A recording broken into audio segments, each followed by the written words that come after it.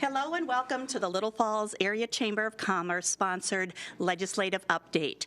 My name is Deborah Bowles. I'm the President CEO of the Little Falls Area Chamber of Commerce that covers all of Morrison County, which includes the 2 districts that we have in front of us today.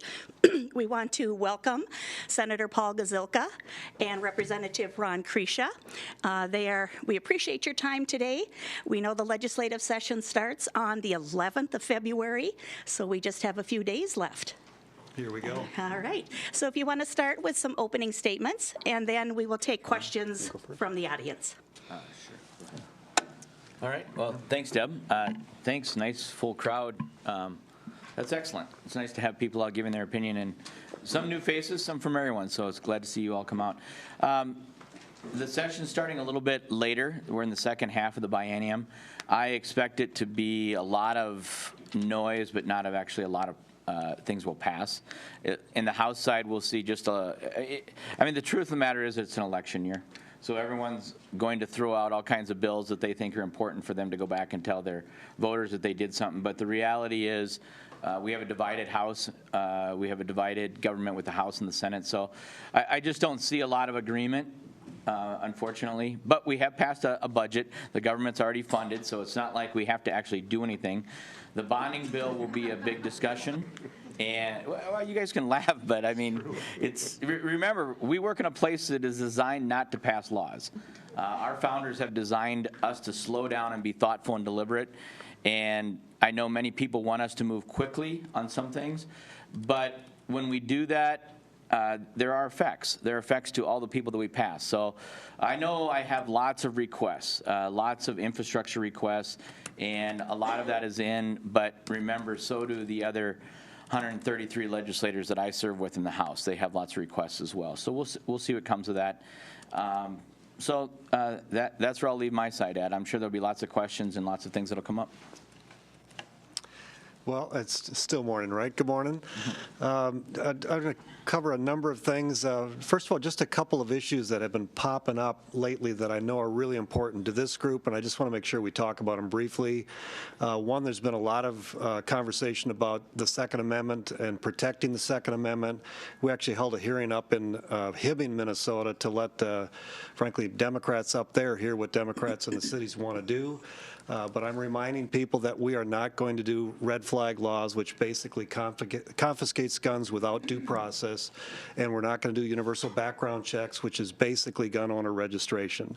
But what we are going to focus on is making sure that we enforce the laws that are on the books. In particular, when somebody has had due process and the judge wants to take away the guns, 40% of the time nothing happens. So that's one of the focuses I'm going to do there.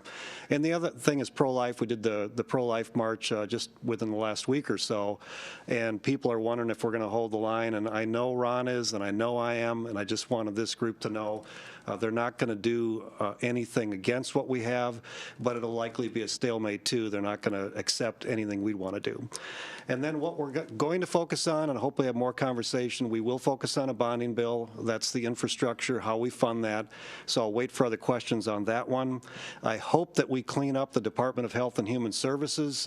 There's just been so many problems. I'm hoping the governor works with me to do that. He did work with me on fixing MNLARS, License and Registration Services, so I'm cautiously optimistic that we could do that one. We will also talk about photo ID for voting. That's something I think is important that we have forgotten, that if we're going to verify that people are legitimate voters, the best way to do that is with a driver's license. And we're going to focus on tax relief. And the 2 things that I'm pushing for tax relief, one is fully exempting Social Security income for seniors. We're one of basically a dozen states or so that still taxes that income. And the second one is Section 179, which is a benefit to farmers and small business owners. When they buy equipment, they can deduct it earlier, just like the federal government allows. So those are some basic things, and I'm sure you got a ton of questions that I can answer. Okay, thank you. And we do have some people at the door. There are a couple more chairs over here. If there's an open chair next to you, would you please raise your hand and we can get some more people in the room? Great, thank you. We will now take questions and comments from our audience. We ask that you come up to the podium and state your name, where you're from, and then we want to remind you that we are dealing with state government. If it is a local issue, that's what we have our city councils, our school boards, and our county commissioners for. And if it's a national issue, we need to take that a little further up the ladder. So whoever would like to come up first, please do. Hi, Carol Anderson from Morrison County Community Development. I also sit on the Rural Finance Authority Board in the Department of Agriculture, and that's where a lot of the new farming loan programs come from, and as you know, we're out of money. We went through it all in 1 year, and so I know they're going to have a request in the bonding bill for that, and I would certainly hope that you will support that, because we have seen more activity now with the Rural Finance Authority than we ever have, and that's very important to our farmers. You know, you did the roof collapses and that kind of thing, and I hear there's some more roofs collapsing now. So anything you can do, and would you be supportive of increasing the bonding for the RFA? Thank you, Carol. Yeah, just, Carol, thank you. You've been a great advocate for that industry as well. And generally what I've seen in the past is there's broad agreement on that. So I think that'll be one of the easy ones that we do. So thank you. Yeah, just to confirm that in the bonding bill, we typically do a number of things related to housing, and so that would be higher up on my list. Great, thank you. John Justin from Little Falls. I'm very concerned about veterans issues and mental health issues, but this also carries over to the general population. So and as far as, I'd like to know what you as the state can do to help remove a lot of two of the problems I see with mental health is not enough providers, so things to get more providers, and the other thing is the stigma. And one thing, I mentioned this to Paul Gazelka already, one thing that causes some stigma is the way we identify things. We call things post-traumatic stress disorder.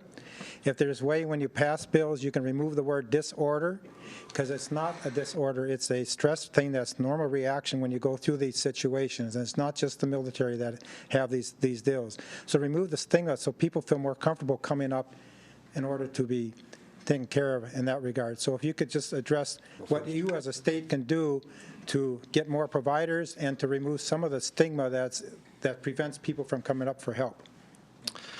So first of all, the chair of our bonding committee is Senator Senjum, and he's highlighted over the last number of years mental health in general as an area that we need to step up our game in the state.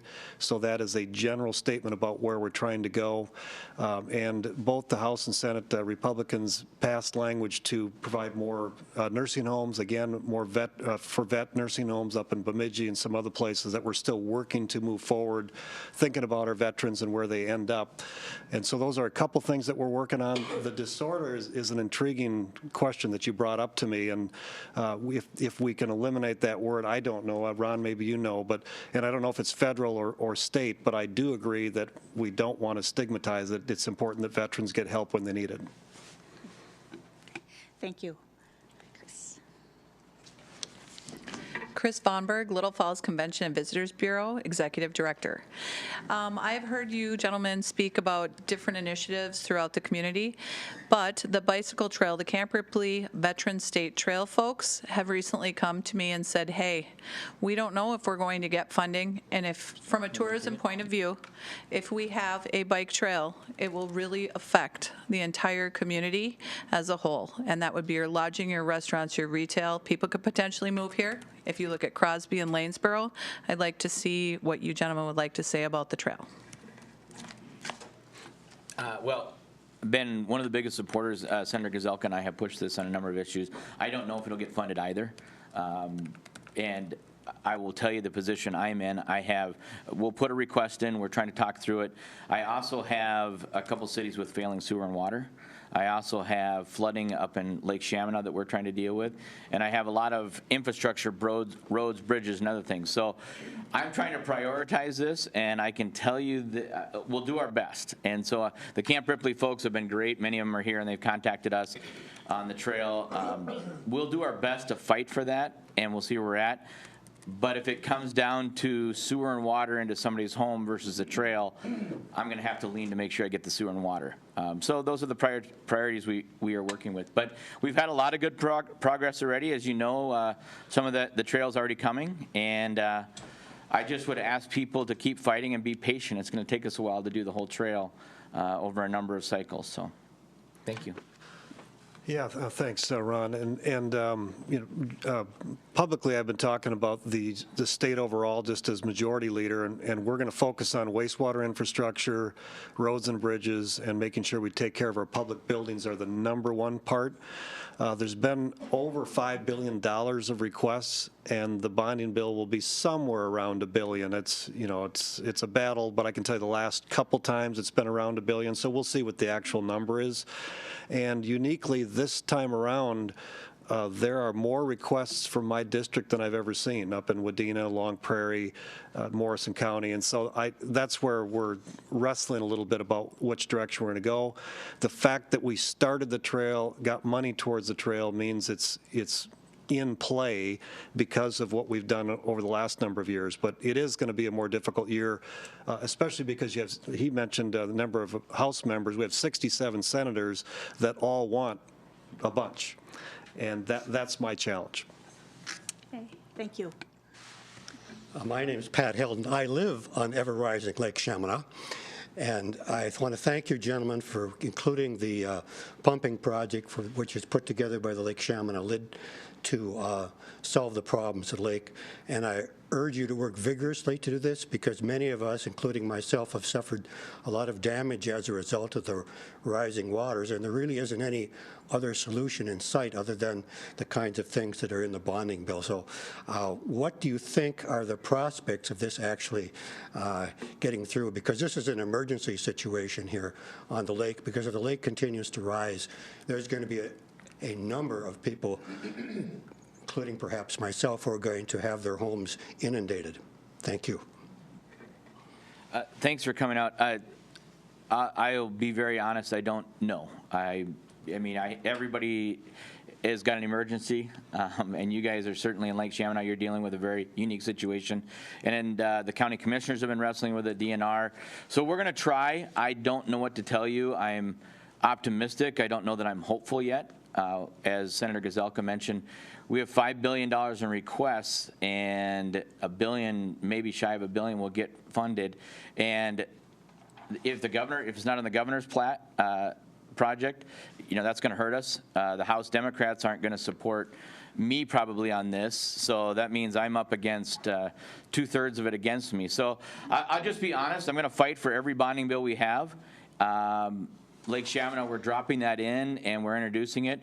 The bonding tours have already happened. The bill's probably already been written by the House chair, so we're not included. So I have to do a lot of conversations and a lot of door knocking to try to get it. So I wish I could tell you differently. I can't.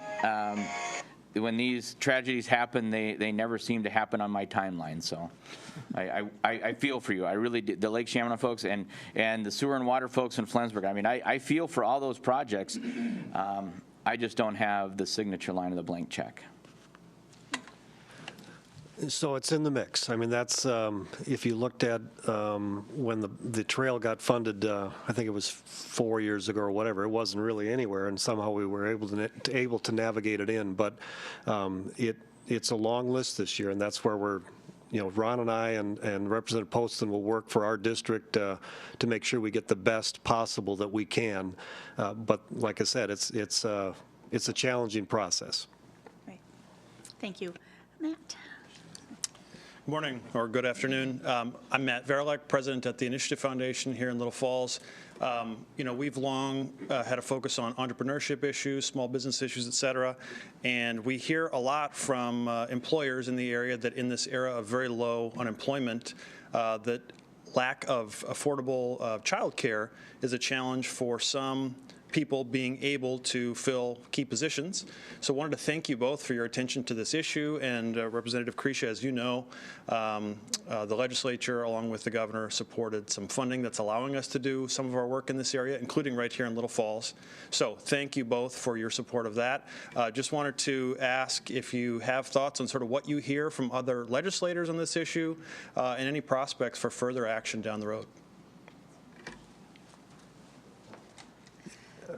What I did as Senate leader is I assigned Senator Bill Weber, he's from Southwest Minnesota, to identify what are the problems in rural Minnesota that are causing people to move away from rural Minnesota, and it was affordable child care and affordable housing. And if we don't have those, we can't have businesses that expand. And so he has been having meetings. He has not yet got back to me about any possible legislation we might do this year, but I think we've identified key issues across rural Minnesota. And now is there something we can do at the state level?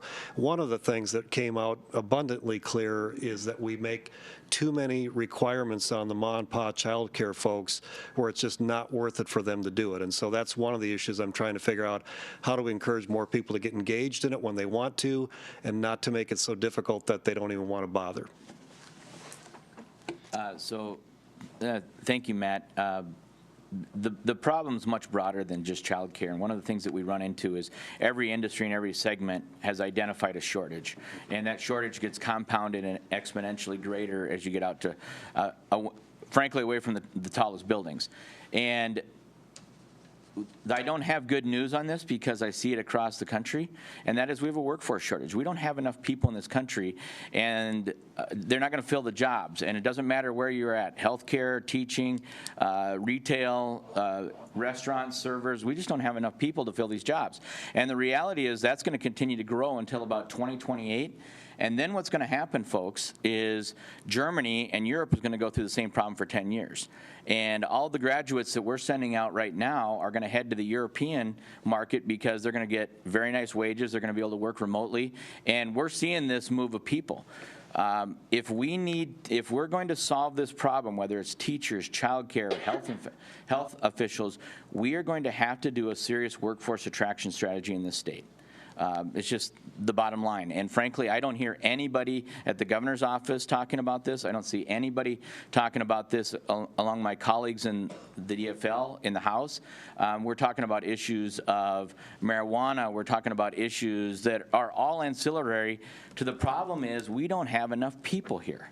And until we get enough workforce, and the formula is very simple. We all know this. If you have enough people, they will buy homes, they will pay taxes, they will go to school, and the local economies start to grow.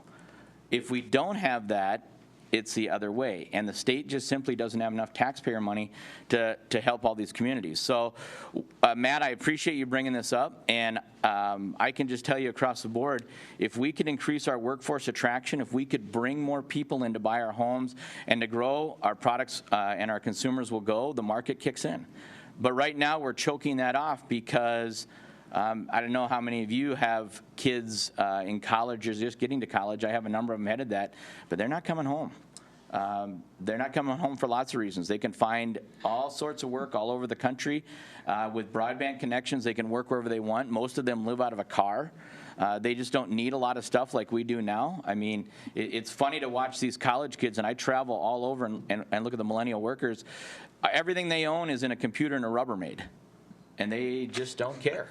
And it's just the fact of the matter it is. And they have no loyalty. I can live in Denver now. I can live in Atlanta tomorrow. 3 months from now, I can go to San Francisco. Those are the markets that are stealing our workforce. So I wish I had a better answer for you, but that's where the workforce trends are at right now. And let me add something for you, Matt. Maybe your group can work on this too, because two of the areas that I think we can deal with the workforce, one is getting seniors to work longer, which I think a lot of them do, which is why I want to exempt Social Security income so that the seniors stay here rather than moving out state, which has been a trend. So if you can research that one and or the second one, I wish I could remember the county, but there's a county in the Twin Cities that wants to pilot getting people on welfare into the workforce and staying into the workforce. And what happens is they get to a certain amount and then they hit a cliff where they cut benefits are cut off, and so instead of moving forward in the workforce, they drop back to keep their welfare because it's a better place for them to be. And so how do we fill in that cliff to keep them going? So again, so we have more people coming into the workforce and staying, and those are two areas you could help me with. And I'll just tell you, I moved to Little Falls from South Dakota, so you attracted one. You need to have about 10 kids.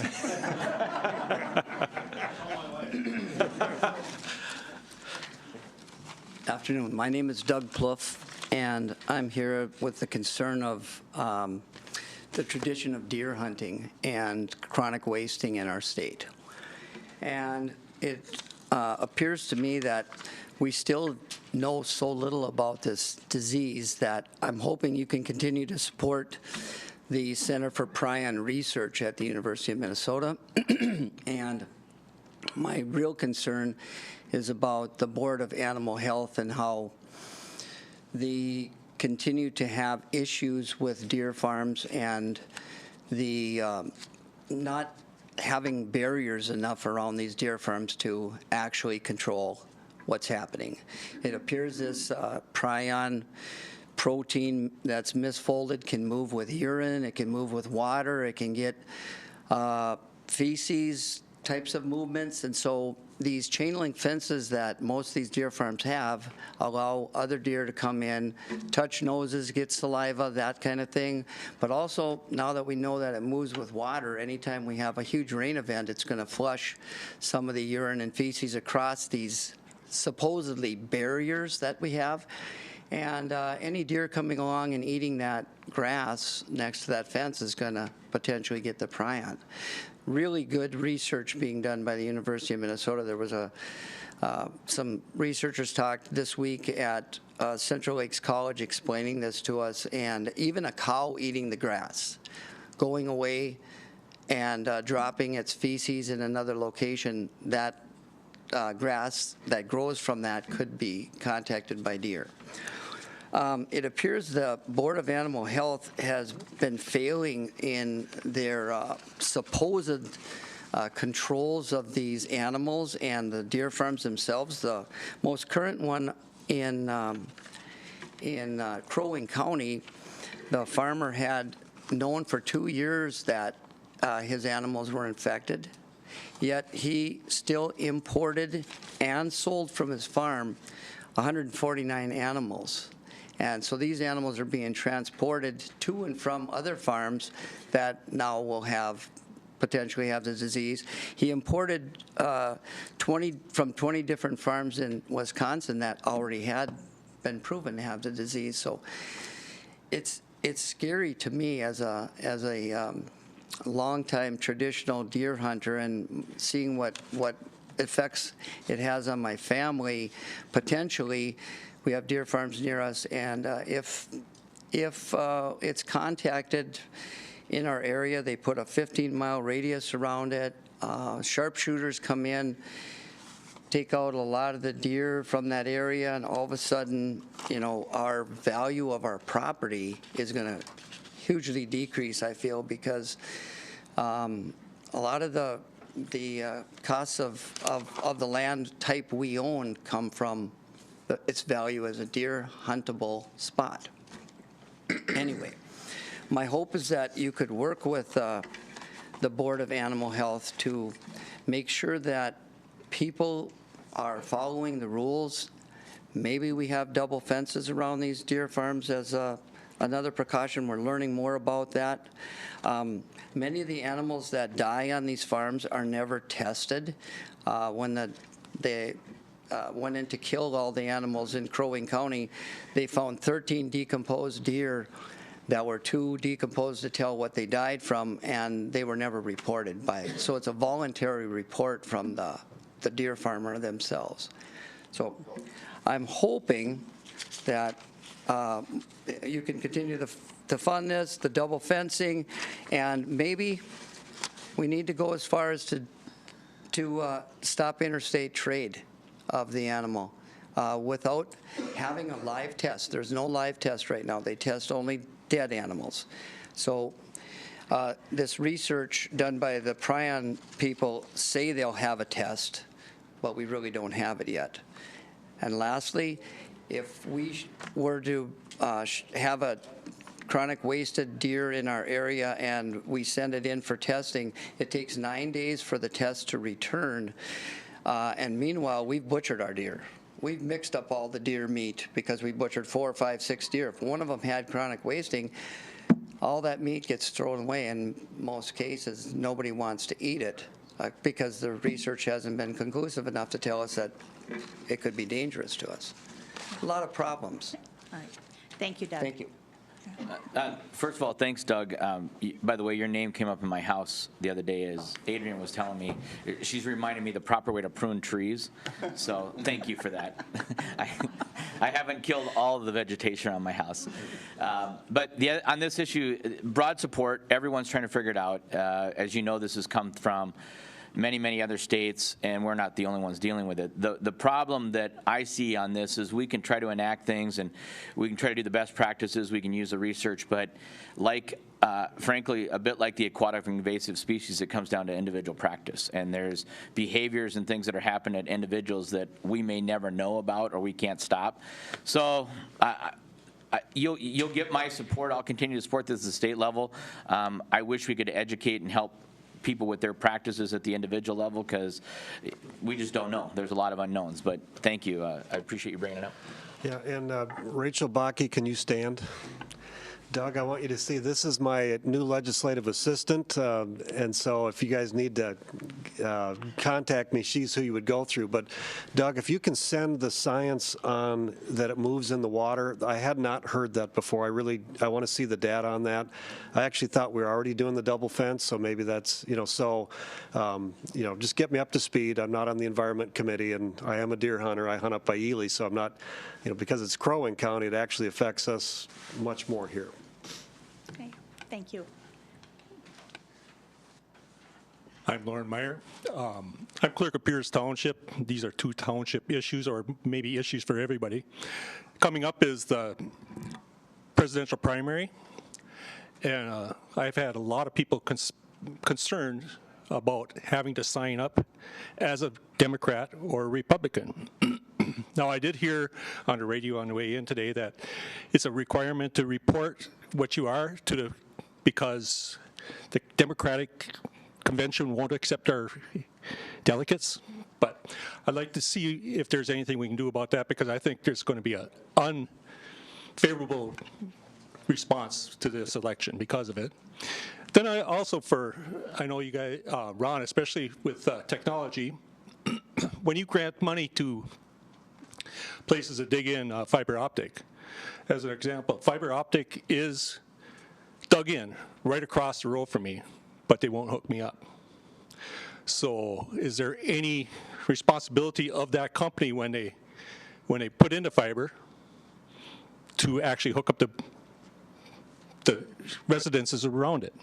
And this is, like I said, rural Pierce Township. So thanks. I'm going to take the primary one, and Ron's going to take the second one. I think mine, I'm not sure which one's easier, actually. But something like 2 to 3 years ago, the 2 state parties agreed on what they wanted to do. They wanted to protect the data from getting everywhere, so it's not in everybody's hands. But they agreed that the data would be available to all the state parties. And so whether that was the right decision or not, the 2 parties agreed, and I said, fine, we're going to do that. And everybody signed it, and it's in law. Now, just as a primary is coming forward, I don't see doing anything right now other than what we're doing. But I'm open to, if we need to change it moving forward. But I think for me, as one of the leaders, I think the two state parties got it. Well, now you have pot parties too, but they have to agree, and whatever they agree on is likely what I'm going to support.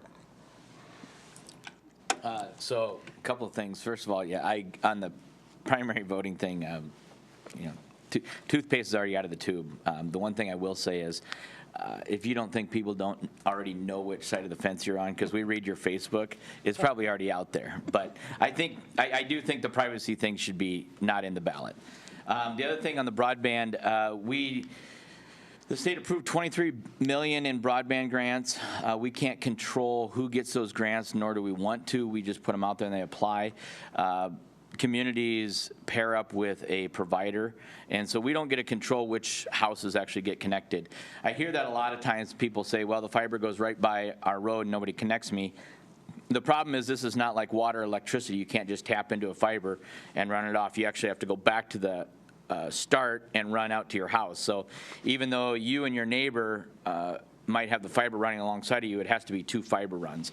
And the latest report that I saw is right now we're in the neighborhood of about $12,000 per hookup per person. So what happens is, Lauren, where you are, you're probably there's probably a state match of $6,000 from the state and the grant, and $6,000 from the company, CTC, for example. So it's $12,000 to hook you up. How long are you going to live, and at $40 a year, how long is it going to take to pay that back? That's what everybody's wrestling with right now. It's a numbers thing. So we'll continue to try to do broadband grants. We'll try to get them out. The best thing I can tell you is townships and counties try to pair up with a provider and and apply for those grants, and then they'll specifically get your address and try to hook you up. So wireless is coming. That may help. So it's tough. The rural broadband is a tough issue. Okay, thank you. Greg? Hi, Greg Spofford, Morrison County, and first of all, a big thank you to both Senator Gazelka and Representative Kresha for all the issues that you cover. And I'm here today certainly supporting the housing, and we're thankful for what happened out of the House and out of the Senate last year.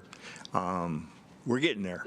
And we're appreciative that you'll hear more from Kathy and Rose on that. I'm here for a different, I hesitate to use issue.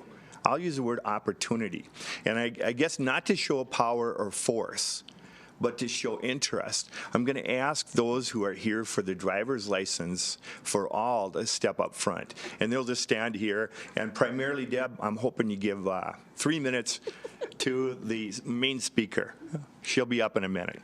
So that'll be my introduction. So if all the driver's license people for all can just step over here, you'll see there's a good mix of faith community, which I know both of you also look at your spirituality in decision making. And so it's interest. It's not a show of power or force. And actually, it could be a creative solution to the workforce a little bit that you'll be hearing about. Finally, thanks for all the housing stuff again. So Maria Elena Gutierrez, we asked for her assistance. She happens to be from the St. Cloud area, but she's had a bill that has gotten through the House and come up a number of times. We're hoping, and Paul, if you can do anything, just to let it get heard. I think then it'll get through the process. So please welcome Maria. 15 seconds over. Thank you. My name is Milena Gutierrez, and I live in St. Cloud, but I organize here in the area, in Lone Prairie, and also I come here many times to Little Falls. So, and we know that there is a bill on the Senate, and it's SF 2734, and last year the bill HF 1500 passed on the House, and this is for driver license for all. The IRS recognized that there is many people that work in the United States, and in Minnesota, there is 95,000 people that work and they are undocumented. But the IRS recognized that they pay taxes. And they give an IT number to report the taxes. And also, the Secretary of the State testified, one of the workers there, she testified, and she said that in the 20 years that she has been living there, working there, she says that there is 0% of people undocumented that has tried to vote. So there is no risk. We know that driver license for all will bring, we will grow our economic in the state. Will provide public safety on the roads, because people will be able to know what are the rules, and we will have people that know everything. And we will have people that can drive their kids to the hospital. Because we have a case on our organization. This woman has one child. She have 3 kids, but one of her kids are disabled. So she has to drive 3 times a week to take her child to the hospital. The boy is like 4 years old, and she has been pulled over, and the police already told her that she cannot drive. But she said, what I can do it? I let my son to die,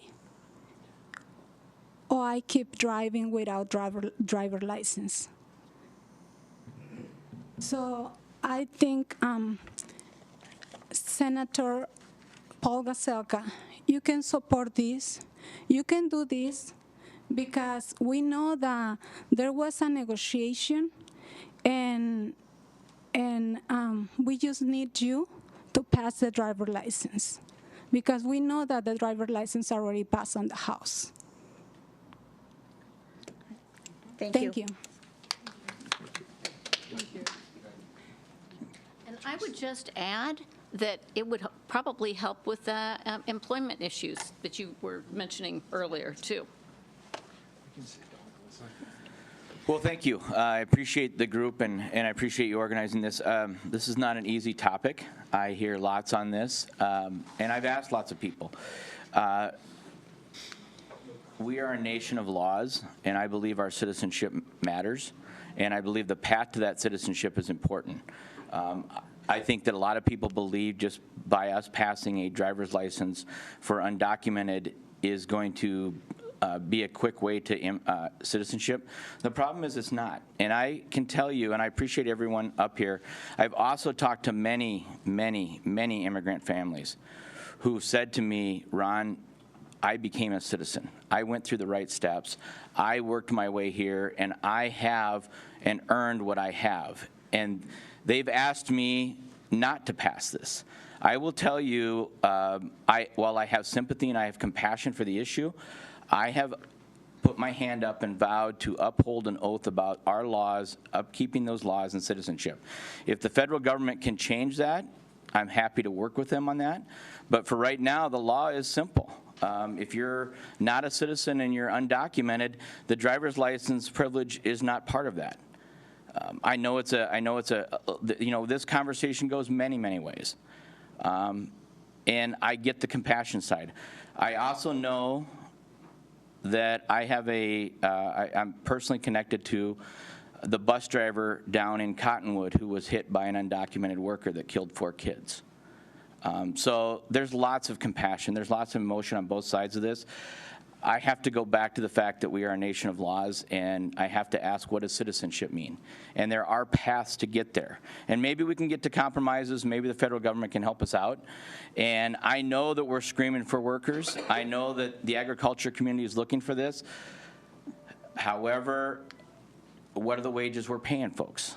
And why are we relying on the backs of undocumented people when where's our workforce issue and other ones? I mean, we have lots of issues to deal with. Where's our business communities on this? One of the things when you get to the workforce issue, and I talk to lots of business people, I say, you can't just take migrant workers across the border, employ them, and send them away. What about the people that are looking for jobs here? We have a huge, huge complicated issue. So I wish I could give you the answer you want. I think both sides hate the answers I give on this all the time. And that probably tells me that there's a lot more deliberation left. I actually think Ron probably said it better than I can, but I met a 35-year-old woman who said, why why will you not help me? And she is here illegally, undocumented. Where it gets complicated is she came as a 3-year-old, and she has been raised American and thinks American, and I acknowledge that. But like Ron said, we have to either follow the laws or we're not going to be the same country. And where I think we can go is when Ronald Reagan was president, there was an agreement, close the borders and we'll grant amnesty, because they had a similar issue then. And so they granted amnesty and they didn't close the border. And so now we're really at the same issue again. And I'm saying, and this is what I said to that woman, I said, would you support if we close the border and figured out what to do with the people that are here like you? And it was like, yes, that's fair. And so I'm looking for the federal government to lead here, but I think it's a mistake for Minnesota to reward illegal activity, and I think it's a mistake, like the governor wants, to have a sanctuary state. I just don't think that's the direction we should go. And at the same time, be very compassionate to the folks that are just trying to live their life. The Latino culture and people are amazingly full of love and focused on family and faith and work ethic, but it's got to be a legal process. Okay, thank you. Next comment or question?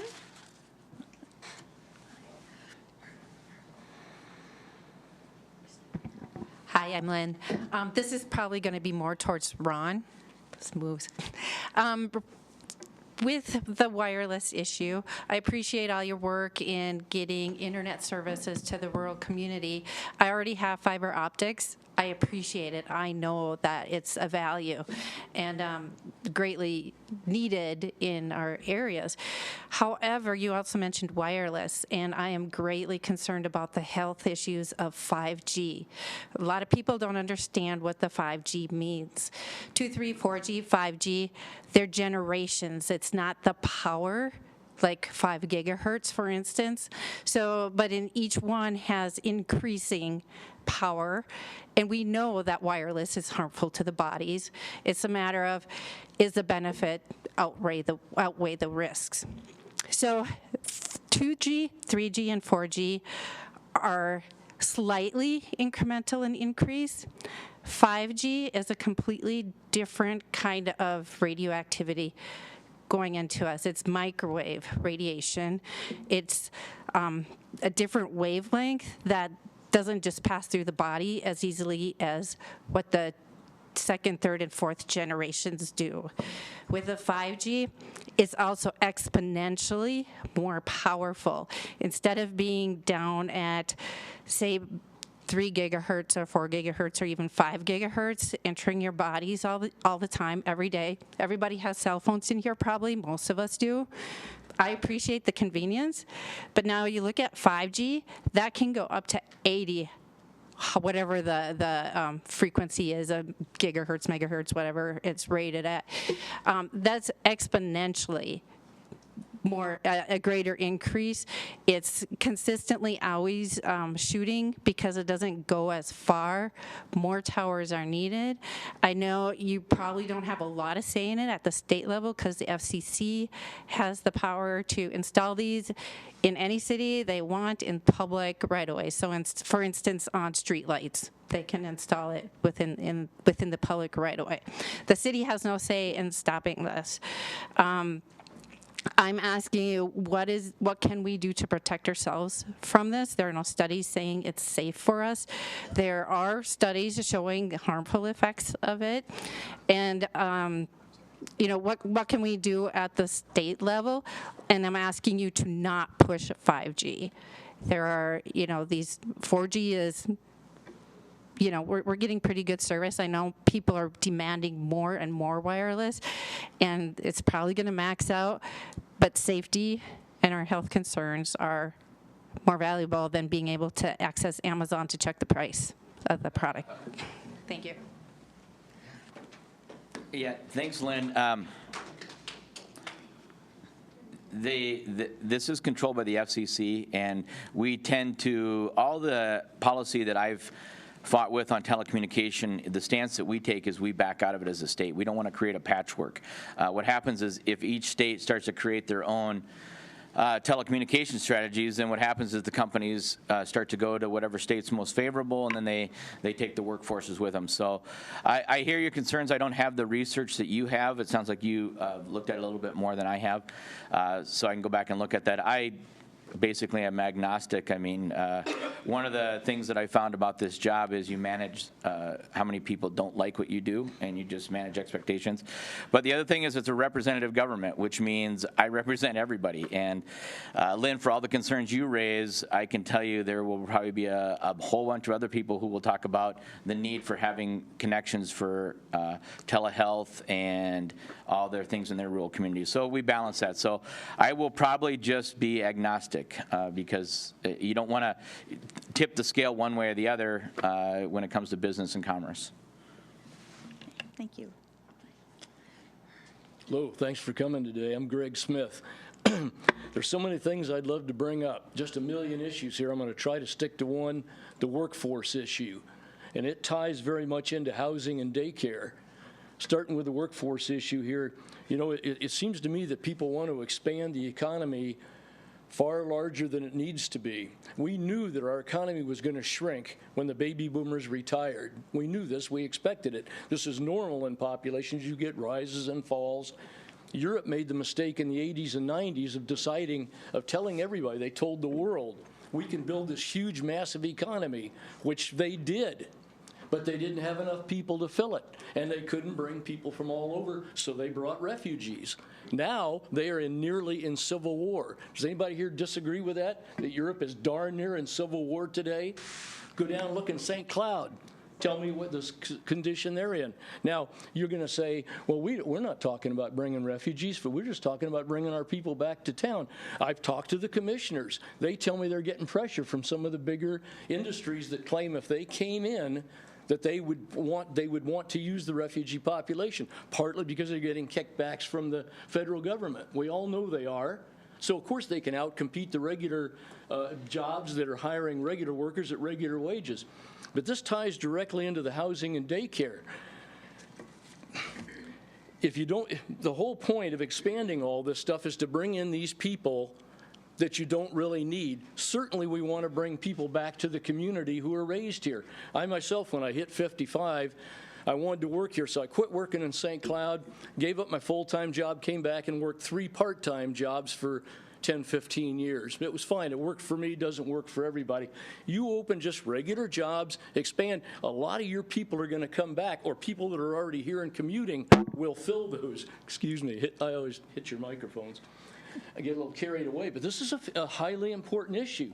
This daycare, me and my wife, we did without. My wife stayed home and took care of our kids because we couldn't really get any daycare. We made far less than most people around us because of it. We did without.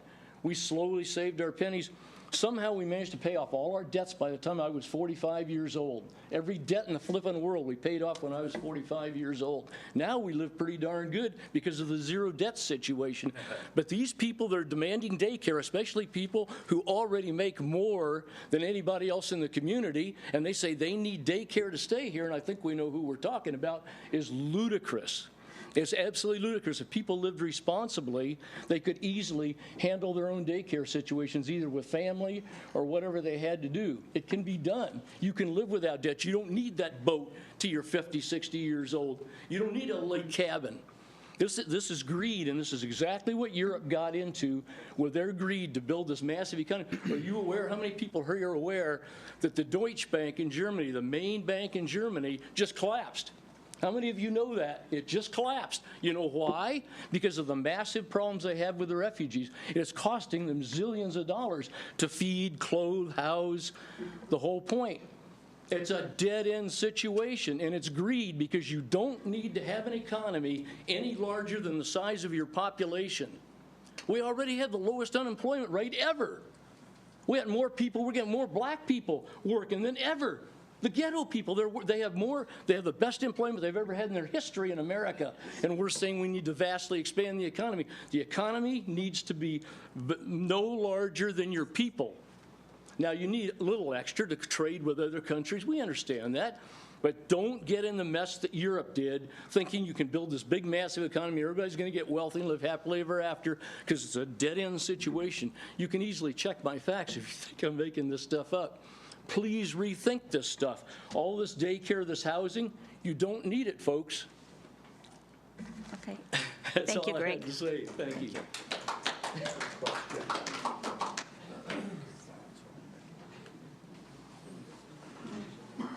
John Justin, I can't stay silent here. There's a difference between greed and survival. And that's, I think we got to bring that up. And you mentioned about a lot of this stuff, it has to be handled by the federal government, by the federal side. Now, as legislators and as in your job too, Paul Gazelka, and as part of the Republican Party, and myself as part of the Republican Party, we have some influence on the party. So you have the ability to talk to these people. I'm sure you talk to them often. You travel with them often. There are senators that are on the federal level. You talk to them. You have the opportunities, and I'm hoping you are taking these opportunities to talk to them about the dreamers. I'll use that word. I like that word. You have the opportunity to talk to them, and I hope you are doing some influence and using your influence in a positive way to get them to untie your hands on some of these issues. So I'd like you to address that and let me know, are you talking to them on these, and are you doing anything outside of your legislative laws that you can pass and where you have control? Are you trying to influence them to possibly help some of these people that are here for the reason of survival and not the reason of greed, as you heard before?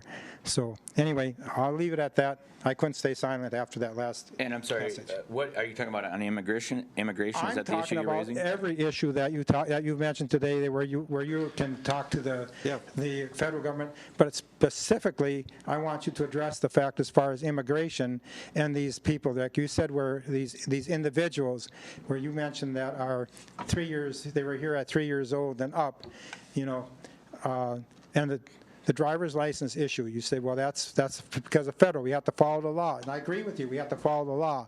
But you have some influence on changing those laws on a federal level, even though you are a state. So I want to know what you're doing in that line as far as the federal law to try to, where you stand on that particular issue, as far as especially immigration. Mm-hmm. Sure. Okay. Yeah. What I said publicly here is what I say to our, typically I'm going to speak to Republicans that are at the national level and work towards closing the border and then finding a solution for people that are here. That's what I think the direction is we should go. I'm not interested in granting free college for people that are here illegally, grew up. I'm not interested in the driver's license until we secure our border and we know that illegal immigration is not an issue. Once that's closed, then I think we have to figure out that 35-year-old that I described, because they want to be here. They came here without any fault of their own, but that doesn't mean I'm going to reward it until we've actually changed the direction we're going. We want a lot of legal immigration. It's what America's been built on over the years. Mine was 3 generations ago. Some are the current generation, but that's part of America. But I'm not going to reward people taking a different route into America and just saying, you got to accept me as I am, when that's not how it was, and I don't think that's how it should be. So, as I said earlier, I don't think either side's going to like any of my answers, and you're certainly not going to. I'll just say this where I'm at. When we look at specific issues like whether it's driver's license or borders and all that, it's hard to put somebody in a box and say they're for or they're against something. And if you'll just allow me some time to just walk through many of the conversations that I have with myself in my head. Camille's my neighbor, sees it a lot of times when I'm walking around in my living room and talking to myself. When it comes to immigration, we have to get it right. And there's a level of compassion that I hope we all have, and I know we have it. I hear it on both sides, and I look to history and I look to many other places around the world that are trying to struggle and get this right. I cannot when I hear the word the refugees, it's the wrong argument. We just have to get away from that. I mean, the question is, who are we letting in? Who are we letting out? The real question is, how do we get this right? In 1927, 900 Jews arrived in the port in Florida, and we turned them away. Those Jews then ended up in gas chambers. Okay, in 1942. After Pearl Harbor was bombed, we started as a nation rounding up Asian Pacific refugees and putting them in camps. That's wrong.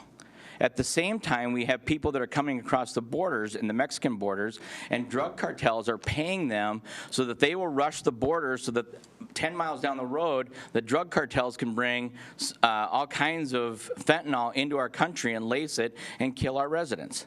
That's wrong. This is not an easy issue.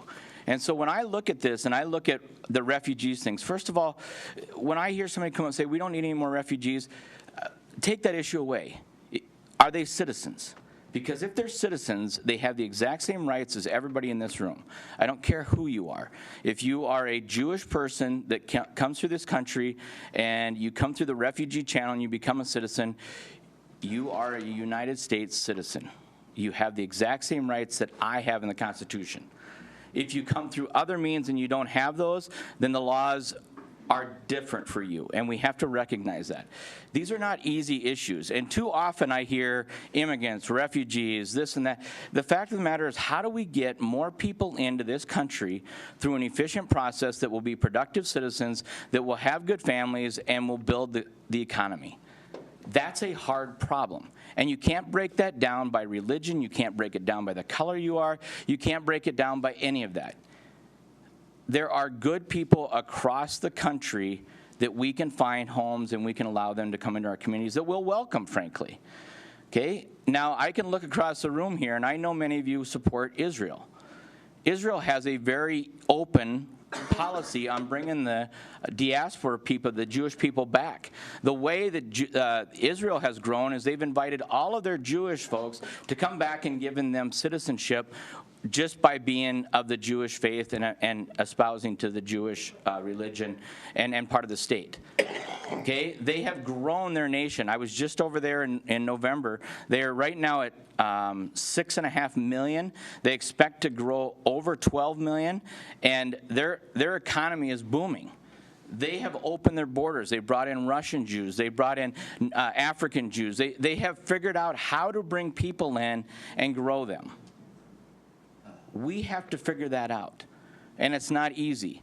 And if there's anybody in this room or me, you know, if you want to stand at the dock, and I could never, ever imagine standing at the dock, turning that boat away and watching those 900 Jews float away and then find out later where they ended up.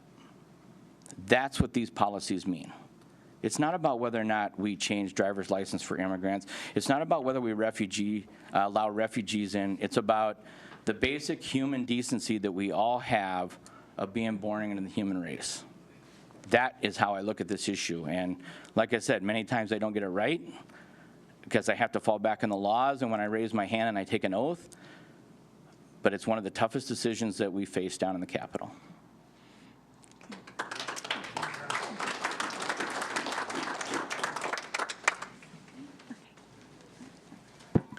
Hello, I'm Jim Gerwing, and I'm from Piers, and I want to address the nitrate and groundwater issue just for a minute.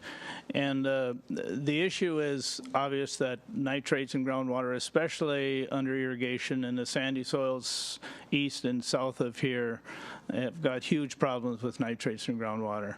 In fact, it's affecting a number of towns and cities in this county and up and down the state. And to address that, between the legislature and the Department of Ag, they put together a nitrogen fertilizer management plan committees for localized areas. And I was asked to be on one of those for this area, basically the townships, 3 townships south and east of Little Falls here. And I think I was asked to be on that because I'm a retired soil scientist and did research for years on nitrate leaching and fertilizer management plans and things of that nature. Well, what happened is that they put about 20 people on these committees, 2/3, 3/4 of them farmers, and then a few government people, and then one person like myself. And we got together a couple of times, and lots of good discussion on what the problem is and how it might be mitigated and those kinds of things. And our charge was to kind of come up with some suggestions for basically farmers and fertilizer management plans to reduce that potential. And the first meeting or two we went to, and that thing was fine. And then some of the suggestions were the possibility of fertilizer rate regulations in the state. And that apparently went through to the legislature about 2 years ago, and they said, okay, you guys can put together suggestions, but rate regulations are not part of that, can't be part of that. And the next meeting, 2 or 3 of the farmers came, the rest of them were not there. As soon as, basically, my opinion, it feel that as soon as any regulation was out of the picture, then it wasn't an issue anymore. And I guess my question really is why that happened, or why we can't get more influence in use of both fertilizer and manure. And manure is one of the big issues, but in Minnesota, the rules are based on fertilizer in Department of Ag and manure in the Pollution Control Agency. And they operate completely independent, as the way it was told to us, on any kind of rules when you spread that stuff out there. And obviously, nitrates are continuing to increase in groundwater. And then on top of that, we see in the bonding bills now that we want to spend money on treatment plants. But that seems kind of backwards to me. Why are we spending money on treatment plants? I mean, I'm not saying we shouldn't. Obviously, we're at the point where that needs to be done. But why not spend a little more time and effort on preventing this issue than going on? Because as a long-term scientist looking at those issues, once it's in the groundwater, it is really, really, really, it'll be there for our lifetimes and generations down the road. And those levels are continuing to go up, as we know, because those tests are done every year through the county here.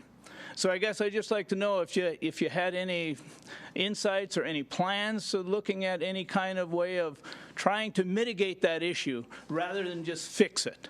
That's really the question. Thank you. I'll try first. First of all, on a personal level, I went up to Staples and toured CLC, how they're trying to mitigate that with different cover crops and rotation of crops, and I learned a lot.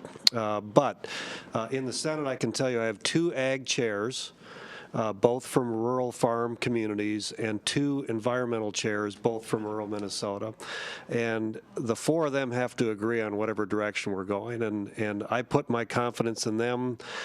It's a balancing act between the environment and the ag community and what they do for the whole world, and that's where I look to for my advice. Even though I'm trying to learn myself, they're the ones that I'm going to lean on, and so I can't tell you why it didn't make it through. I don't know that reason, other than I wanted you to understand the process that it goes through in the Senate. So Jim, thank you. Here's what I can tell you on that. We get a lot. I did serve on the Ag Policy Committee my first time down there. I've now been on other committees.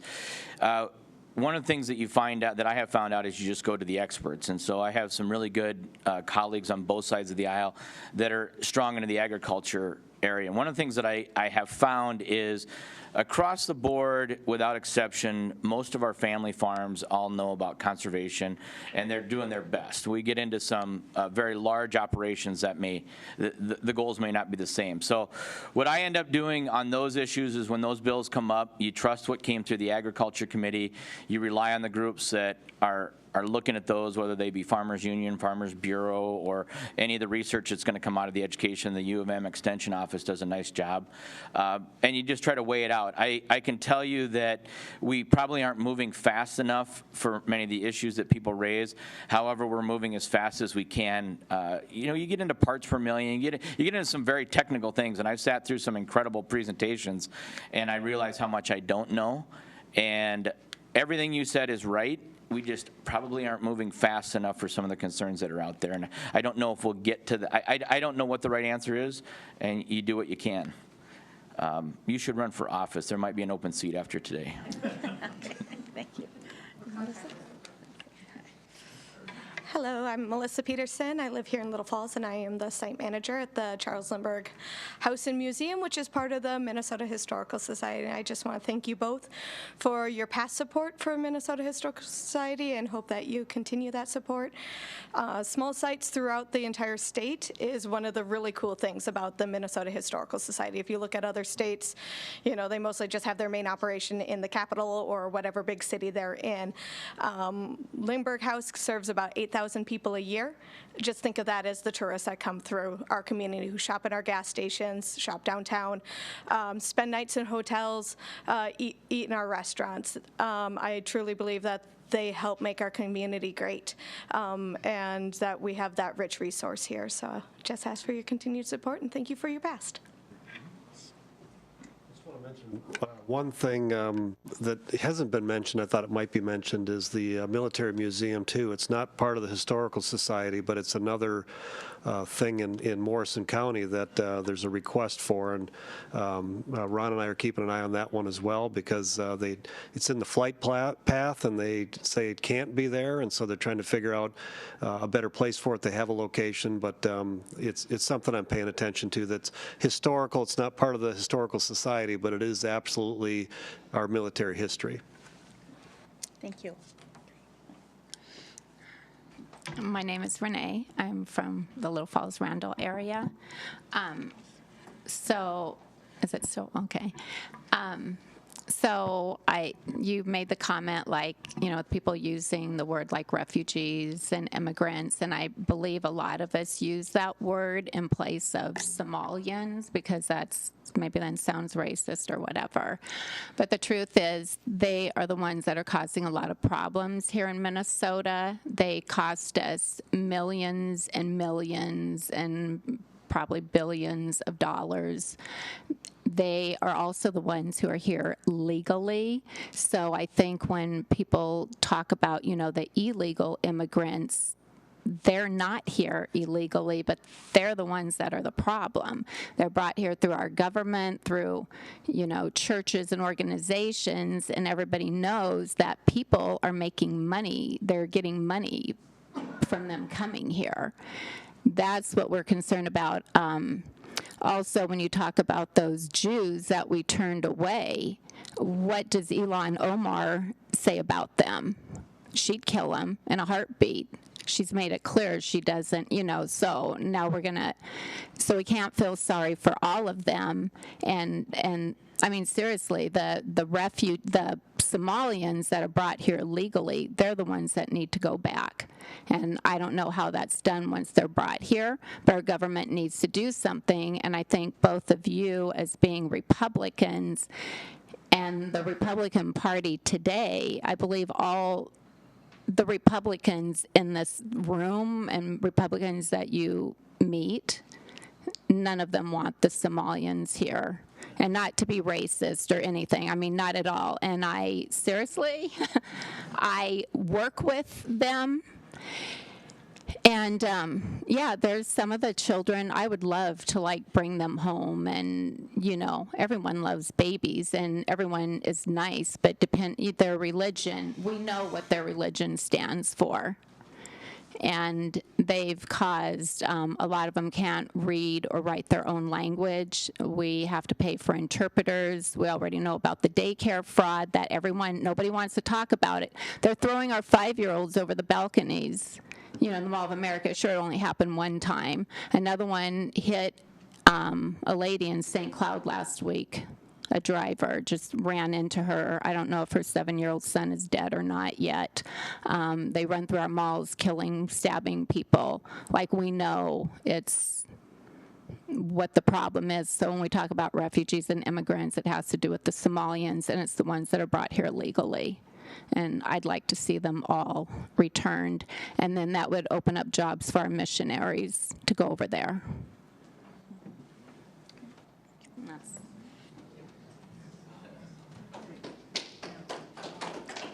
We have a comment or not? Just to add a little bit to hers, we don't want to focus necessarily on the religion part of it. It's that their whole ideology is not compatible with our Constitution and our way of life. So anyway, I'm Nancy Judd, and I'm from the Cushing area in Todd County. And the thing that I wanted to ask about... I'm sorry. Okay, go ahead. No, that's right, if you would like to. Okay. It would be nice to have a response on that, though, actually. But I would like to know what investigative measures are being taken in the child care fraud. I know you had mentioned something about on-site inspections or different things like that, but Jody Harpstead was supposed to respond to Jeremy Munson's request for information on what is happening, and that 90 days has come and gone, and we are not hearing what's happening. And why is Carolyn Ham still employed and making that kind of money when she's doing a lesser job than what she was doing before, which she did not do well? You told me I could do this, right? That I had to hold you responsible.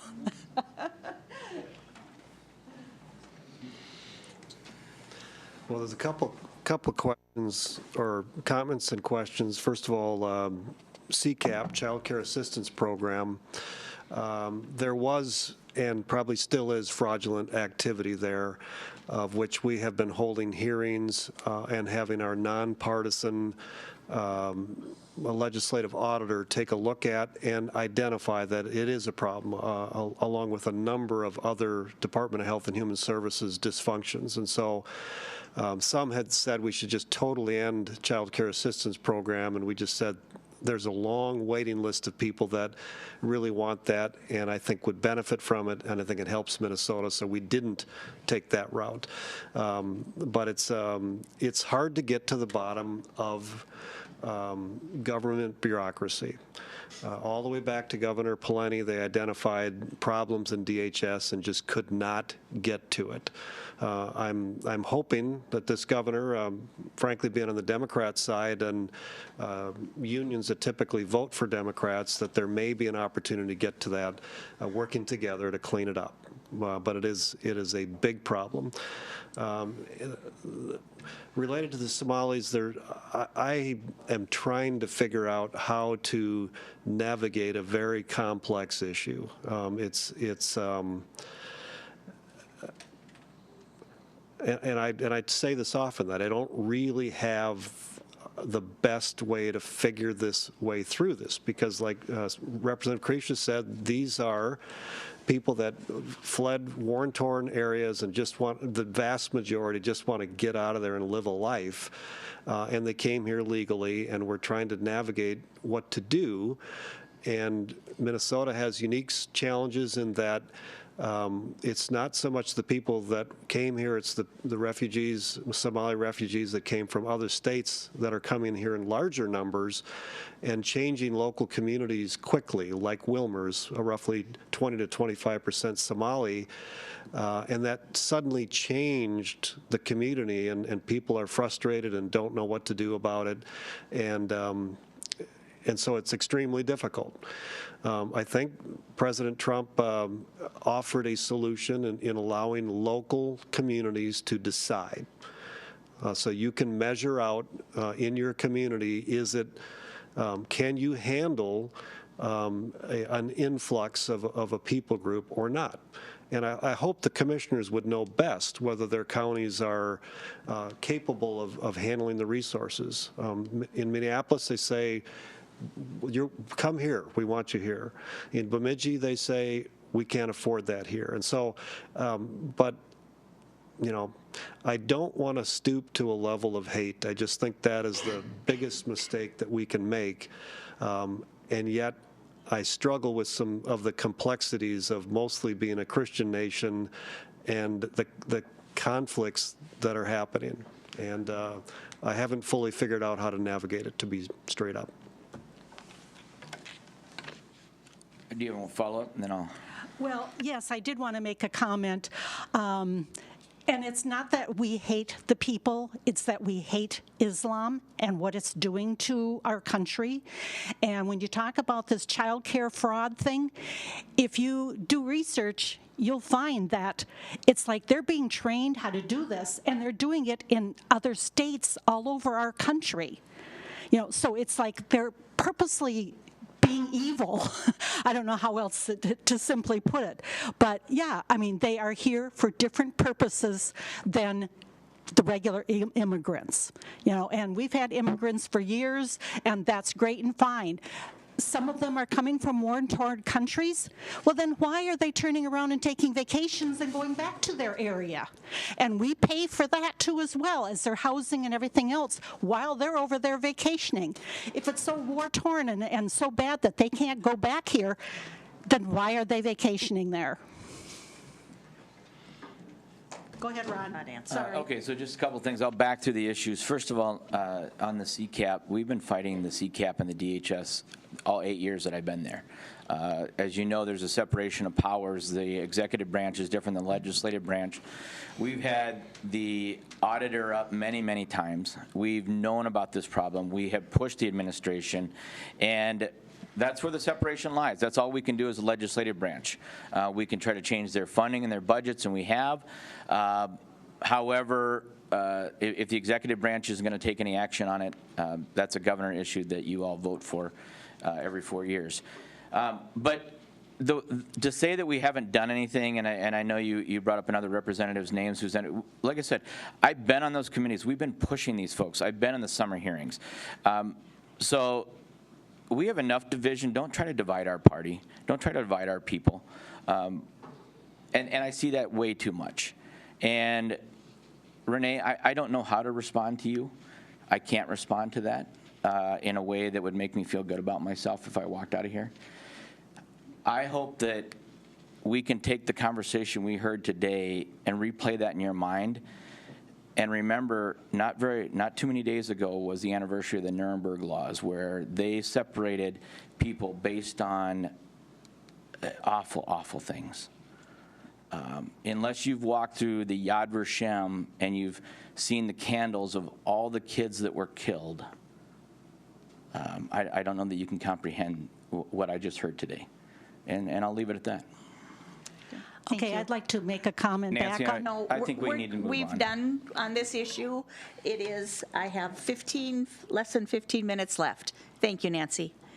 Roman. Roman Watuki, I got an easy one for you, prescription drugs. As we all know, the insulin prices have skyrocketed in the state of Minnesota. More and more people I talk to in my age and the seniors are dealing with the diabetes problem, and they're hitting a golden hole after 2-3 months, and it's draining lots of money out of the state of Minnesota going to the drug companies. I know the governor last year proposed a bill. This summer after the session, he also proposed to have a special session on it if you could get together. And I'm referring this more to Paul because I think you held up the special session.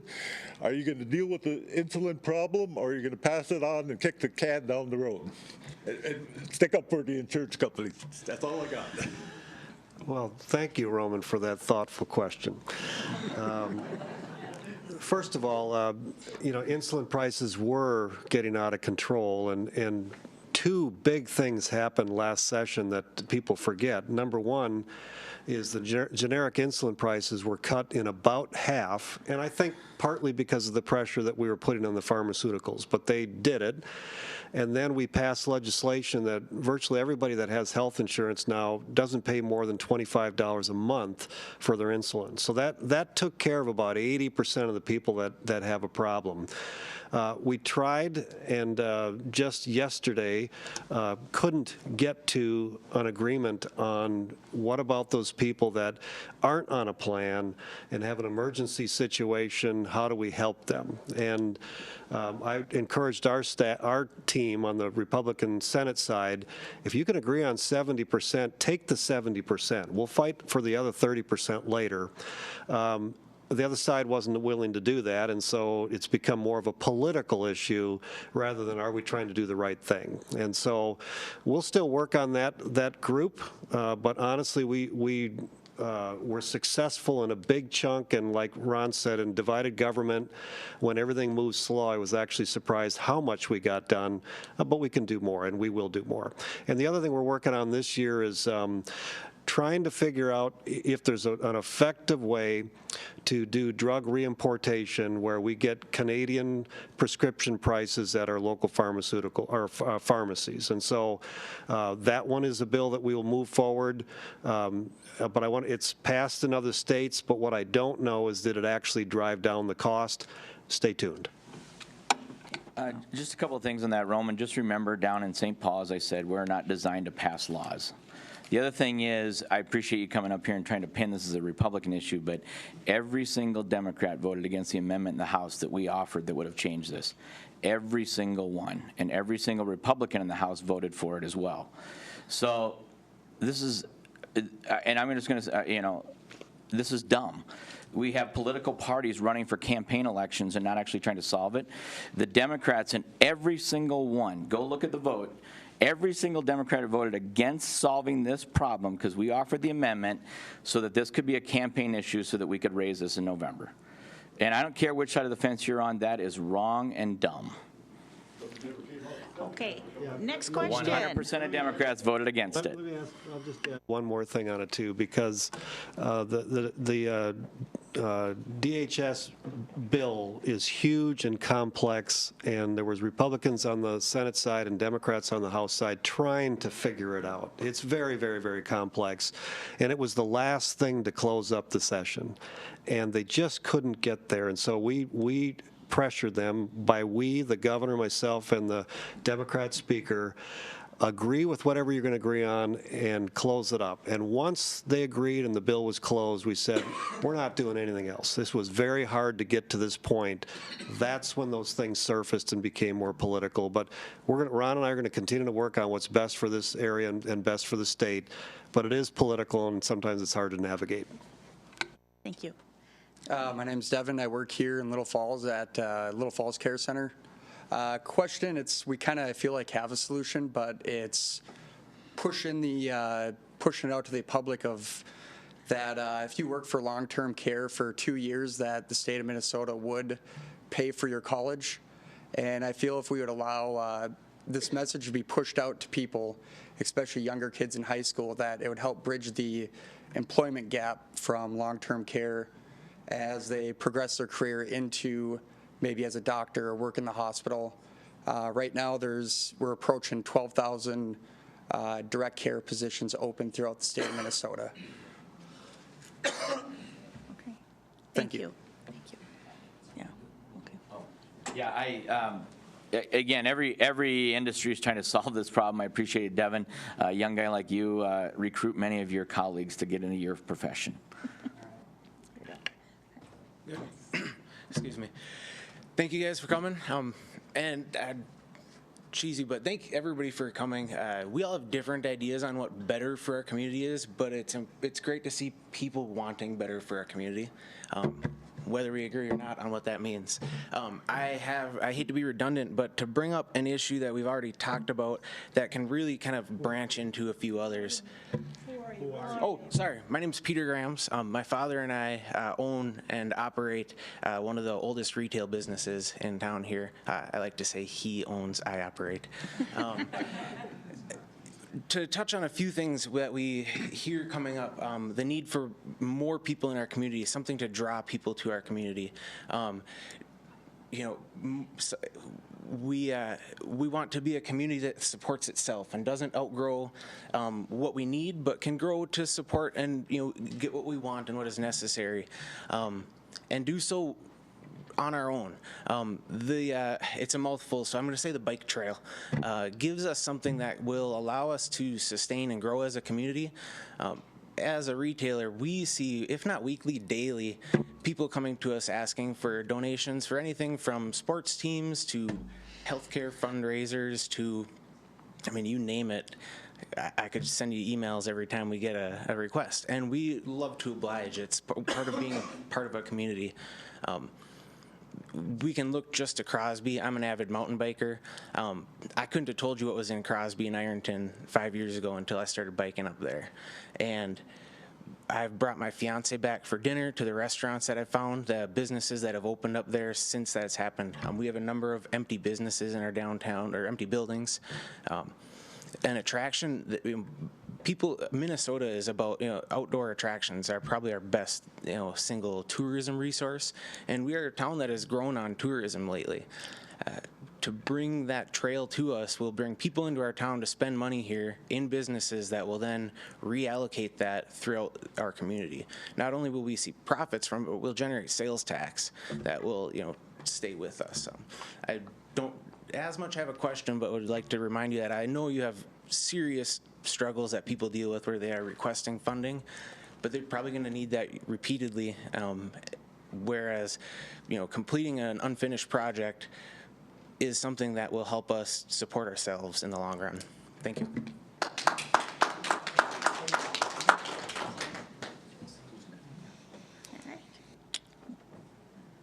My name is Teresa Zilla. I was at the County Commissioners meeting on Tuesday. Anyway, because of that event, I'm actually fearful.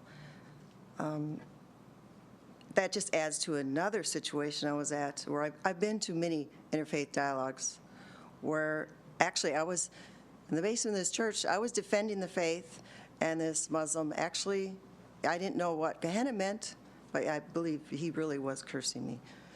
But anyway, to continue, I have some concerns of the hate speech forums that have been going on in St. Cloud. I know two good people that ran for city council, very good Christians, and they have now formed this CQ book club, and it's all been about educating the public. Anybody was invited to go to listen to these, anyway, to even hear about what the books are about.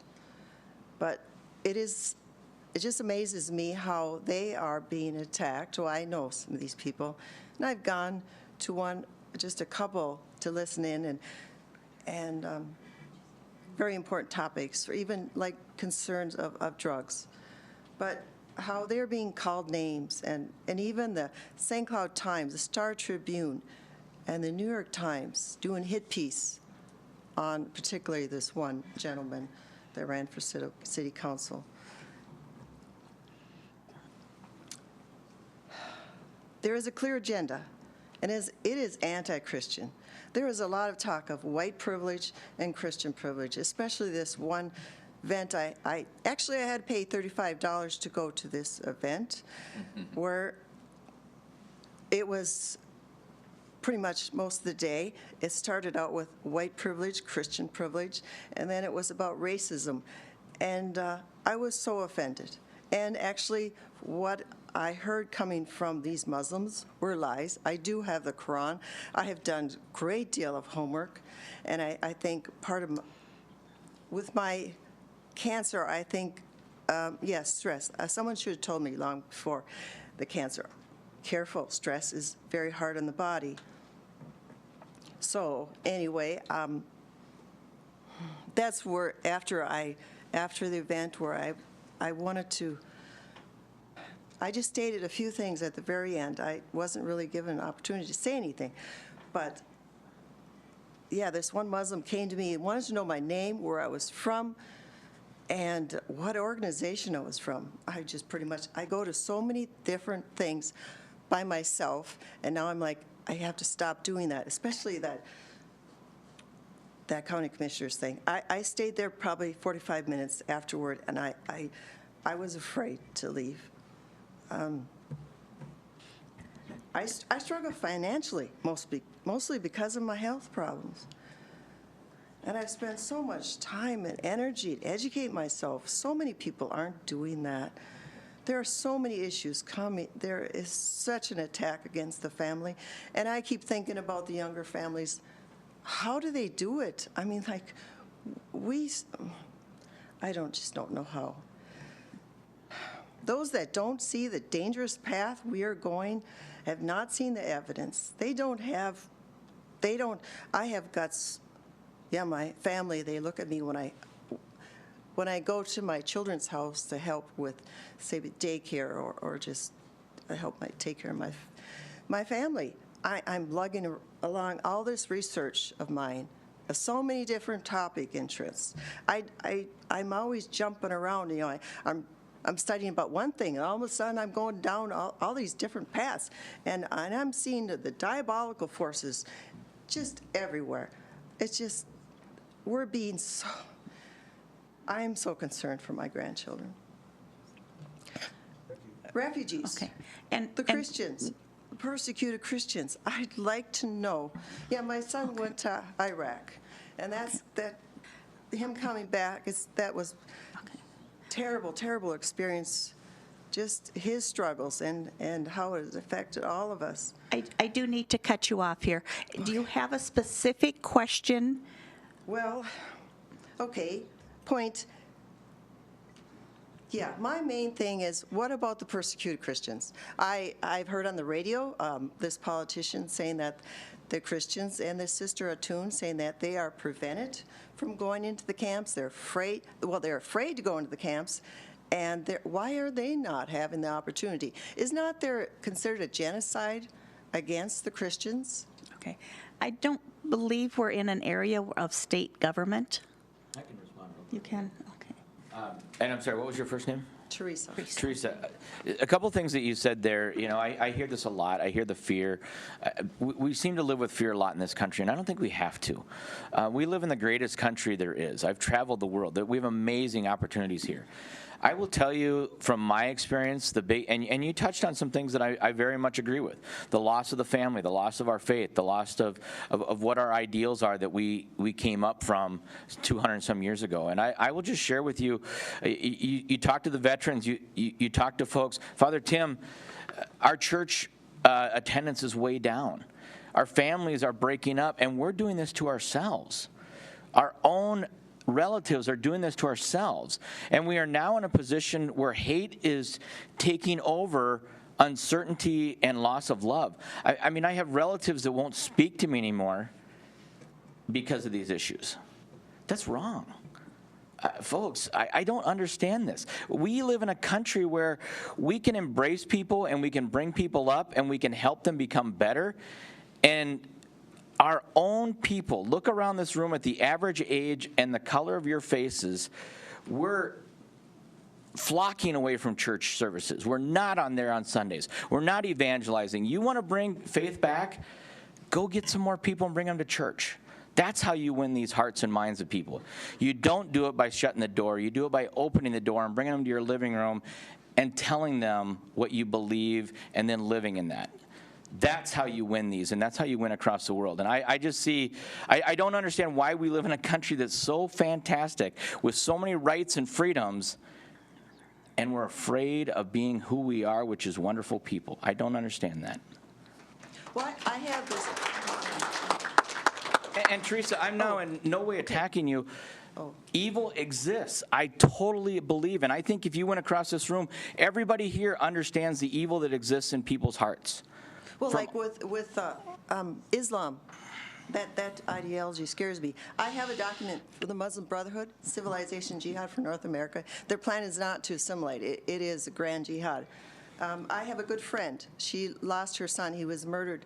Coming back from missionary work, Fargo, lived by the college. The point of it, the man was he got 2 life sentences. Well, the point of it is, with that situation, that Muslim, along with 3 others, were suing for $100 million. Teresa, Timothy McVeigh drove a truck full of fertilizer in front of a daycare at a federal building and didn't have the courage to sit in the truck and blow himself up and drove away. Let's not talk about hate and jihad. My God, I mean, we can find hate everywhere. Those aren't people, those are cowards. People that are attacking us, foreign, domestic, and it's right, those are cowards. Those aren't people. And I don't care where you come from. If you do that to our people, and I don't care who you are, what color you are, what you look like as a citizen, that's cowardice and it needs to be removed. And it should not be done by discrimination and racism. It should be done by us protecting ourselves as against foreign and domestic. It's right in our language. Okay. But the thing is, with that no, case, Teresa, we've covered the issue. Suing because of pork, and then I have concerns about the halal meat. I'm afraid, as a Christian, we should not. Okay. Meat producers. We have reached our time limit. We're going to take Kathy's question, and then you, and then we're going to need to shut down for today. I'm sorry. Kathy Lang, I'm representing as a board member of the Faith Not Fear group, focusing on emergency housing, and also Oasis Central Minnesota. And I do go to church every Sunday, just, you know. Bring some friends. I might miss a couple, you know, if I'm out of town, but anyway, brownie points. So what I'd like to do just is to really thank both you, Representative Kresha, and Senator Gazelka. And I know I reached out to your office, Representative Kresha, on March 15th. We are hosting an emergency housing, homelessness in Morrison County and visiting solutions community forum. So inviting everyone here too as well. And so we're going to talk about how we're expanding those services in Morrison County, particularly with the shelter in Brainerd closing as well. We're seeing an influx of homelessness, and we mainly want to keep people and children out of their cars in the Walmart parking lot from living there. We want to keep people out of living in tents at Lindbergh Park, and we want to address mental health issue, which I think a lot of the violence today, it goes down to the root of mental health, and we need to address that. And Oasis Central Minnesota has hired a care coordinator to fill in the gaps and have the people with mental illness have the proper treatment, and particularly addiction housing as well. We want to help those who come out of treatment and need a place to live so they're not going back into the same home of those using drugs. So no amount of treatment, if they're going back into that same environment, will help them stay sober. So we need to address that, and both of you have. So thank you very much for that, and we'll look forward to seeing you at the next session in support of that. Thanks. Kathy, again, thank you. I know the people in this room that have worked on that issue with you, and all of you, thank you. That is a tireless, amazing job you do for some of the kids that are in the toughest spots. Thank you. Okay, great. Last question, comments.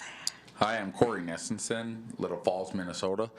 I have 9 brothers and sisters, and my mom raised us all since we were little kids. My dad's a veteran, and he suffered from PTSD and other disorders from service. Sorry about the word disorder.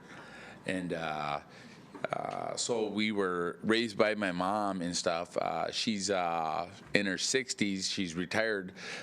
She gets her retirement Social Security, but she doesn't got health care, and she's applied because of the low income we get with that. And I also have a 24-year-old brother, one of my youngest brothers. He is not able to get health care. The county refuses to accept him. He doesn't have a job. You know, he's you know, I got to forgive him, but he sits and smokes pot all day, you know, which is okay because he was young, but keeping health. He almost died last year because he had a abscessed tooth, and he went to the hospital and sought emergency care, and they said there's nothing they can do for him. And I was just wondering if you, Paul, Gazelka, and Ron, if you guys can tell me or help me to understand where Minnesota is at least on coming up with plans to help in situations like that. My brother went to the hospital because he had an abscessed tooth. He had an infection running through his body. He was almost dead. And then my mom can't get health care. And I've been blessed. I've always had health care. You know, I go to the dentist. I take care of myself. I go to work, and I go about my life normal. But I worry about anybody, man, woman, child, that would be blocked from health care. And I know that's a big topic, so I don't want to bring up the past, but I'm just wondering about that. And I felt it was okay for me to stand up here and talk to you two in regards to that. Thank you. Well, I'm thinking, there's different levels of safety net, Medicaid on the bottom for welfare, and then above that, then it's MinSure and pointing you into MinCare, and so I'm not sure where they're falling through the cracks. So I can't give a specific answer on them, but certainly we can try to look into it. Yes, sir. Thank you. I just want to thank you for coming up, and one of the things you highlight is the toughest part of this is, and I firmly believe this, the state doesn't get a chance to fix all of our problems because it can't. Resources are very limited, so you do what you can, and you hope you can build people up, but thank you for sharing. Thank you. Great. Well, thank you very much, Senator Gazelka and Representative Kresha. For those of you viewing from home, we have over 80 people in the room today, and that's really exciting to see. Government at its best. This is being rebroadcast several times over the next few weeks, starting tonight at 10 o'clock all the way through Friday, February 7th. I'm going to post these dates and times on the Chamber's Facebook page, so hopefully you'll be able to catch it if you'd like to see it again. Thank you to the City of Little Falls for hosting our event today, and to Mark from Great Television for being here. And again, our elected officials, they can't represent you unless they hear your issues, so continue the conversation with them. Thank you.